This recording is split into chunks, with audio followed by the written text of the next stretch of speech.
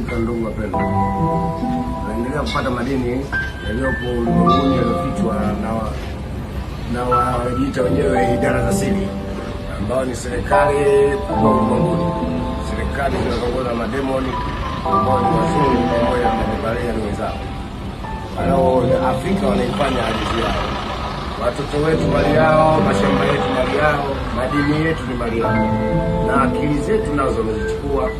Sasa hivi Waafrika sisi watumwa wa akili, si watumwa wa minyororo. Kwa hiyo tunafungwa minyororo kichwani, hatujafungwa minyororo miguuni wala mikononi. Kwa hiyo sisi tunashindwa kujielewa. Waafrika akijitokeza kuwasahihisha Waafrika wenzake wanambeza, wanamtolea maneno makali. Lakini ndio duniani iweze kufarika na watu wote, ila na wapishi wetu wote wamekubali.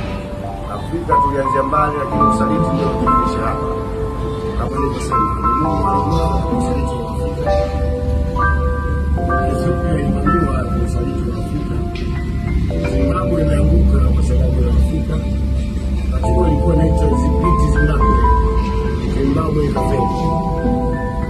Kibeti ikaanguka. Afrika yote ikavamiwa na wazungu.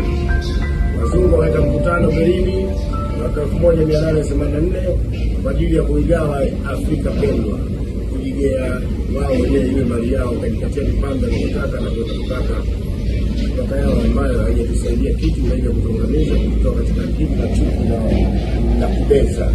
Hii sisa Afrika inabidi tuamke, tuwe wamoja, tuungane. Huu ndio udugu ulipo, na sisi ndio baba na mama wa ardhi zote. Ardhi zote duniani wa Afrika tumekaa na tumeongoza ulimwengu mpaka hao waliokaa mkabkaza wao wazungu wakaja katika ardhi zetu na kuchukua yule kushia mzungu yule kututawala sisi blackmail. Asia, utawala wa kwanza wa China kutokana na Afrika, sultani ya Mali kutoka India alikuwa mtu mweusi kutoka Ethiopia.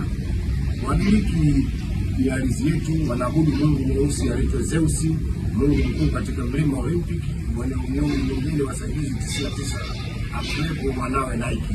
Nike ni son of God. Nike ni son of Zeus. Kwa hiyo ninawaambia Waafrika tuwe pamoja, tupambane vita hii mpaka mwisho. Ukombozi unakaribia. Shalom.